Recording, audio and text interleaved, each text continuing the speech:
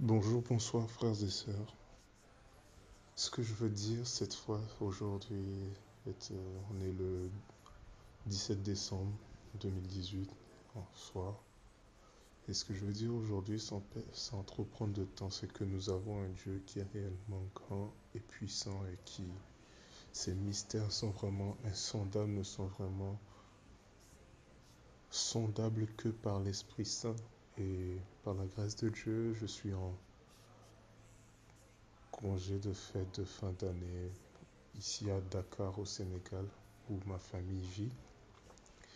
Et aujourd'hui est un jour spécial pour moi parce que c'est la première fois, toute première fois que j'ai eu la grâce d'aller évangéliser au Sénégal depuis que je crois en Jésus-Christ. Et j'ai eu la grâce d'aller avec mon frère Jacques, qui est un frère ici actif pour le Seigneur, rempli de sagesse et d'amour pour le Seigneur. Et on est allé ensemble évangéliser, mais on a vu des personnes être guéries, on a vu des personnes être touchées. Vous savez que le Sénégal est un pays à 90% de musulmans, et malgré cela, le Seigneur a touché des personnes musulmanes qui ont été complètement étonnées et qui ont été ouvertes à poser des questions, et on les a redirigées, on a semé des paroles en eux, la connaissance du Seigneur Jésus-Christ. On leur a partager des tracts sur le film de Last Reformation, partager nos contacts aussi afin qu'on puisse rester en contact pour qu'on puisse continuer s'ils le veulent, s'ils le souhaitent, s'ils sont curieux.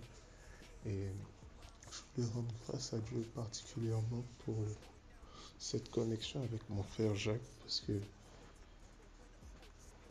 on s'est simplement rendu compte que cela venait de Dieu et que le Seigneur cherche à faire quelque chose.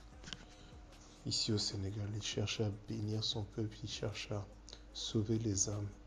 Il cherche à susciter peuple, un peuple obéissant, un peuple qui marche pour lui, pour le royaume et qui marche dans l'obéissance, dans la proclamation de l'évangile pour amener le maximum d'âmes au ciel.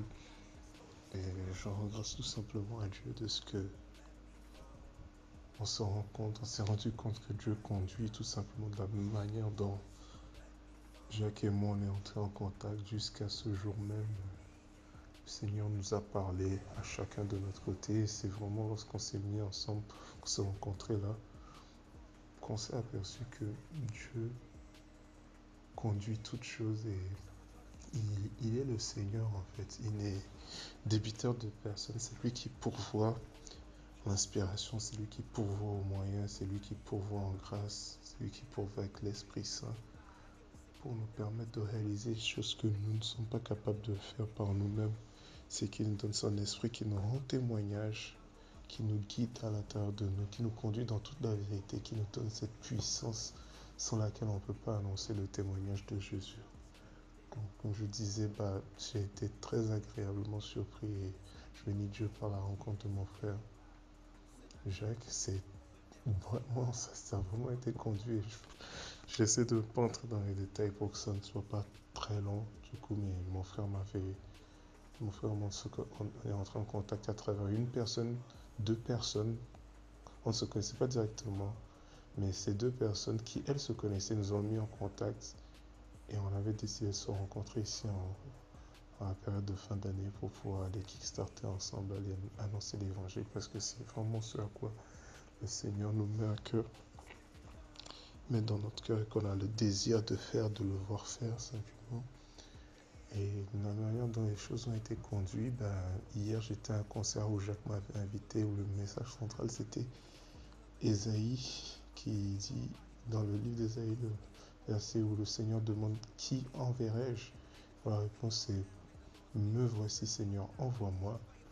Et ça a été le verset thématique qui pour moi était comme une confirmation de ce que Dieu voulait faire. Dieu veut susciter un peuple missionnaire dans l'esprit, que chaque disciple chrétien né de nouveau soit missionnaire dans son esprit, comprenne qu'il y a une tâche, il y a une mission à accomplir, que nous devons nous y adonner jusqu'au retour du Seigneur ou jusqu'à la fin de notre mission ici-bas sur la terre. Et je bénis Dieu, les mots sont, j'ai peu de mots, mais c'est tellement peu comparé à ce que le Seigneur fait ici.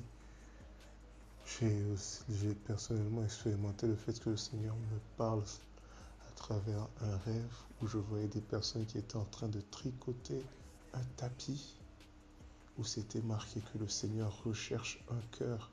Le Seigneur recherche un cœur. Il recherche un cœur. Et l'interprétation, c'est mon frère Jacques qui l'a eu lorsqu'on s'est rencontrés. J'avais compris ce rêve à une certaine dimension et lorsque je l'ai vu, aussi il a interprété d'une autre manière et c'était juste wow. C'est le Seigneur qui nous montrait son cœur à lui, son cœur qu'il a pour le Sénégal, les choses qu'il veut faire au Sénégal et il recherche tout simplement des vases qui vont se disposer pour pouvoir aller avec lui faire cette mission. Et on a fait connaissance, on a parlé des ministères, on a été exhorté. Mon frère Jacques a donné beaucoup de témoignages de l'action de l'Esprit de sa vie, des moments forts d'intimité, des moments forts dans la gloire, la présence de Dieu. Et nous avons été encouragés. Après, on a passé une heure, un peu plus d'une heure à l'évangéliser. On est tombé notamment sur un groupe de personnes musulmanes, trois jeunes musulmans comme nous et des jeunes comme nous. Et on leur a parlé de la guérison. Ils étaient choqués parce qu'ils disaient qu'ils avaient des douleurs.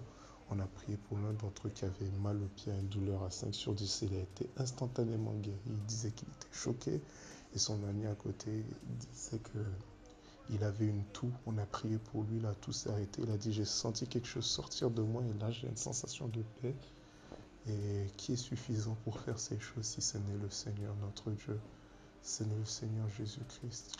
On leur a expliqué ce qu'on pouvait dire tant qu'ils le recevaient de Jésus-Christ. On leur a expliqué que Jésus avait le nom au-dessus de tout nom, le nom le plus excellent, et qu'à la mention du nom de Jésus, ces maladies devaient fléchir parce qu'en plus, il est mort pour, il les a portés à la croix pour nous et que c'était par amour qu'il les guérissait. C'était vraiment un signe pour les amener à sa connaissance. Et on a eu d'autres personnes. Après, on a été dans un supermarché très connu ici, c'est le supermarché exclusif. On est entré là-dedans d'abord sur la pointe des pieds parce que apparemment les personnes qui travaillaient là-bas nous disaient de faire attention aux chefs qui pouvaient avoir une réaction un peu surprenante par rapport à notre démarche également. Et on a rencontré énormément de gens de paix là-bas. On a eu l'occasion de prier pour des personnes qui ont été touchées par le Seigneur. Et on a pris des contacts. On a rencontré des personnes chrétiennes qu'on a pu encourager, qui nous ont encouragés, qui nous ont édifiés aussi. Et c'est, voilà, faut pas que l'enregistrement dure trop longtemps. Je bénis Dieu pour ce qu'il commence à faire. C'était une journée excellente. C'est la première fois pour moi. Je rends grâce à Dieu pour cette évangélisation au Sénégal. Elle ne sera pas la dernière. Je prie vraiment que le Seigneur continue d'envoyer des ouvriers à sa moisson. C'est le cœur de Dieu. Et c'est simplement glorieux de pouvoir être utilisé dans le cadre de ce que on sait que le Seigneur veut et qu'il pourvoit et qu'il nous accompagne et qu'il manifeste sa puissance et sa grâce à travers nous, les simples vases de terre que nous sommes. Frères et sœurs, j'espère que, je ne sais pas comment, mais j'espère que ce témoignage aura pu encourager au moins l'un d'entre vous. Si cela est, alors gloire au Seigneur. Demeurez bénis où que vous soyez. Soyez dans la paix du Seigneur.